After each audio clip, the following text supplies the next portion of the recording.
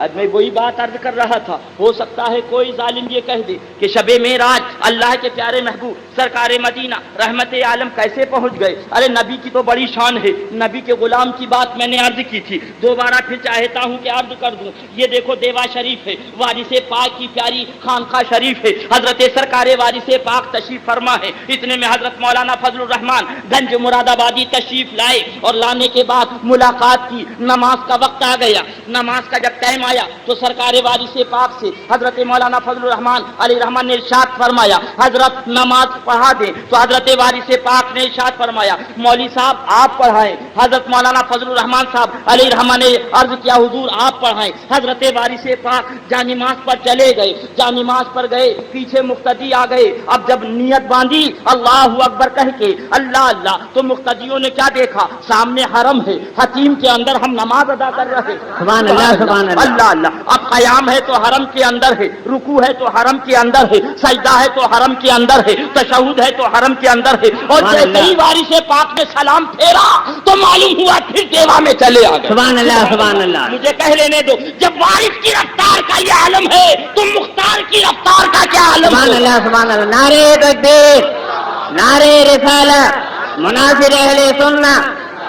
اللہ اللہ۔ ایک مریض ہے، مجھے یاد آ گیا واقعہ، سنتے چلو پیارے، یہ دل کی آنکھوں کی بات ہے پیارے۔ اللہ اللہ۔ مریض ہے، ڈاکٹر کے اسپتال میں بھرتی ہے، اس کے بعد اس کا تمامی جائزہ لینے کے بعد ڈاکٹر نے کہا 10 دن کے آپ مہمان ہیں، بہتر یہ کہ گھر چلے جاؤ اور جو کچھ کھانا پینا ہے کھاؤ پیو، اب تمہاری یہاں رہنے کی ضرورت نہیں ہے۔ سب جتن ہارے تو چلے نان پارے۔ آ گیا وارث پاک کے دربار میں، رونے لگا، حضور ڈاکٹر نے کہہ دیا 10 دن کی بات ہے، حضور 2 دن اور گزر گئے، 8 دن رہ گئے ہیں، سرکار کرم فرماؤ۔ ہم نے سنا ہے کہ اللہ والا اگر دعا کر دے، اللہ کا محبوب ولی دعا کر دے تو اللہ تعالیٰ زندگی میں اضافہ کر دیتا ہے۔ اے وارث پاک کرم فرما دو، اے وارث پاک نظر عنایت اٹھا دو، اے وارث پاک ہمارے اوپر نظر عنایت اٹھا دو۔ رو رہا تھا، اتنے میں ایک زائر آیا، دیکھا کہ کوئی رو رہا ہے، دیکھا وارث پاک کا ہے، سبحان اللہ۔ پوچھنے لگا کیا بات ہے؟ کہا میں اسپتال میں بھرتی ہوا تھا، ڈاکٹر نے میری ٹیسٹنگ کی، اس نے کہا تمہارے پھیپڑے بیکار ہو چکے ہیں،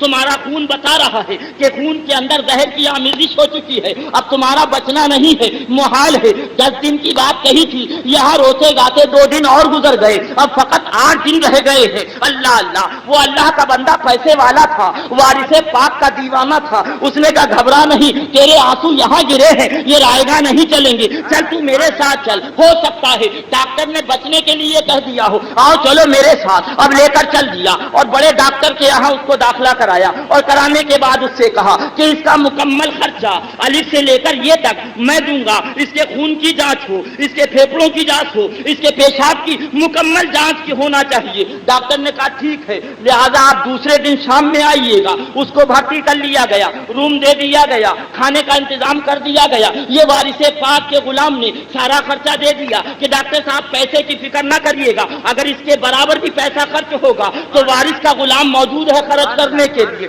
اللہ اللہ۔ ڈاکٹر نے کہا گھبرانے کی ضرورت نہیں ہے۔ دوسرے دن پھر آئے، آنے کے بعد پوچھا ڈاکٹر صاحب میرے مریض کی کیا حال ہے، اس وارث پاک کے دیوانے کی کیا منزل ہے، اتنا سننا تھا۔ اللہ اللہ۔ تو ڈاکٹر نے کہا یہ تو مکار ہے، یہ تو جھوٹا ہے، یہ تو فریبی ہے۔ کیا کہہ رہے ڈاکٹر صاحب؟ کہا دیکھیے پیشاب کی رپورٹ ہے، یہ بھی صحیح ہے، یہ کہنا چاہیے بلغم کی رپورٹ ہے، یہ بھی صحیح ہے، یہ ایک سرا ہے، یہ بھی صحیح ہے، مکمل تو یہ صحیح ہے، صرف کمزوری ہے تھوڑی سی، کوئی مرض نہیں ہے۔ اللہ اللہ۔ اب جب یہ ماجرا دیکھا تو پوچھنے لگا ارے جھوٹ کیوں بول رہا تھا؟ اللہ والے کی بارگاہ میں جھوٹ بول رہا تھا، اگر پیسے کی ضرورت تھی تو مجھ سے لے لیا ہوتا۔ وہ مریض رونے لگا، میں صحیح کہہ رہا ہوں، میں جھوٹ نہیں بول رہا ہوں، اور اگر یقین نہیں ہے تو چلیے اس دوسرے ڈاکٹر کے پاس۔ لے کے اس ڈاکٹر کے پاس پہنچے اور مریض کو ساتھ میں لے گئے۔ ڈاکٹر صاحب آپ نے کہا تھا پھیپڑے بیکار ہو چکے ہیں، خون میں زہر مل چکا ہے، تمہاری زندگی 10 دن کی ہے، دیکھیے ساری رپورٹیں موجود ہیں۔ اب ڈاکٹر نے ان رپورٹوں کو دیکھنا شروع کیا،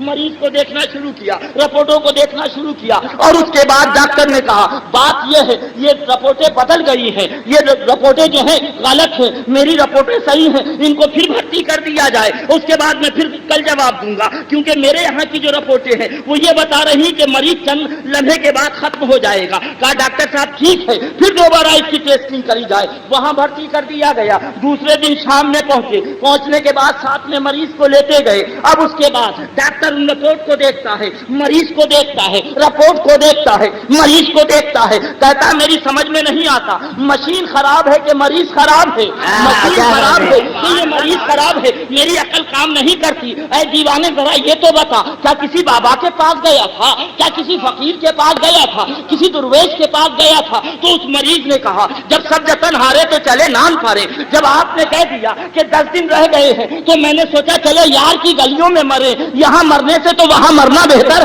سبحان اللہ سبحان اللہ.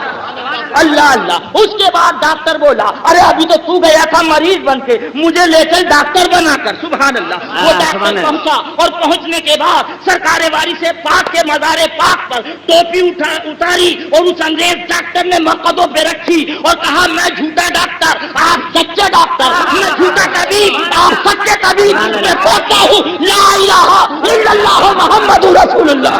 نعرے تکبیر, نعرے رسالت, شیر ہندوستان زندہ باد. اللہ اللہ. یہ ہے اللہ والوں کی شان, یہ ہے اللہ والوں کی منزل. سبحان اللہ. ذرا زور سے کہہ دو سبحان اللہ.